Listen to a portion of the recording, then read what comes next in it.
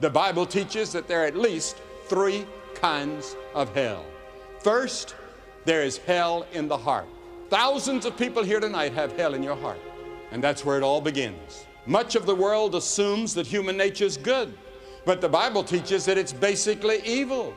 By nature, we are selfish, sinful, wayward, and lost. In sin did my mother conceive me, said David. We're all sinners, and we were born in sin. And then when we reach the age of accountability, maybe 7, 8, or 9, or 10 years of age, we chose to sin. Then we became sinners by practice, and we practice sin. Even if we have computers, we're using computers today for fraud and all sorts of things. Everywhere you look, and whatever investigating committee you appoint, you turn up some snakes. Because human nature is evil. Human nature is bad. And that's the reason it needs redemption. It needs transforming. It needs the new birth. And that's what Christ came to do. Hell in the heart. There's the hell of guilt.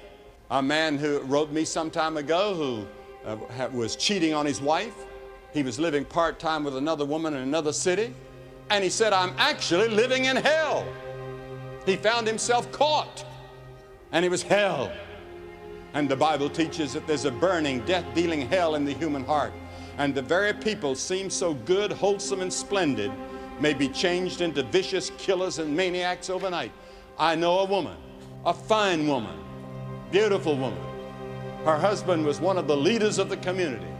And without hardly any provocation at all, while he was asleep, she took a pistol and shot him, killed him. She's in prison now. And we read about that every day in the paper. People, they say, that were good people, fine people, are doing all sorts of things that they never dreamed that they would be doing. Then there's the hell of unrest. The Bible states the wicked are like the troubled sea. People this past summer we saw in Europe. We were in Amsterdam for that great conference on itinerant evangelists, which I think was one of the greatest conferences held in the history of the Christian church. And yet we met many other people who were there just searching for something they didn't know what. I saw Americans and people from Japan and everywhere else running as though their life depended on it. They didn't know where they were going or what they were doing. They were just going, trying to find some rest and peace. There's the hell of lust. She that liveth in pleasure is dead while she liveth. Someone asked me the other day what the word lust means. I'll talk a little about it tomorrow night to young people. But lust means not to just look at a woman or a man and admire them. It means that if you had the opportunity, you would commit immorality. In other words, you lust so much you would give in if you had the chance. And many people fantasize, and they lust in their fantasies. And then there's the hell of hatred. This hell of hatred has erupted into wars and riots and all kinds of conflicts. Hell has been moved to earth.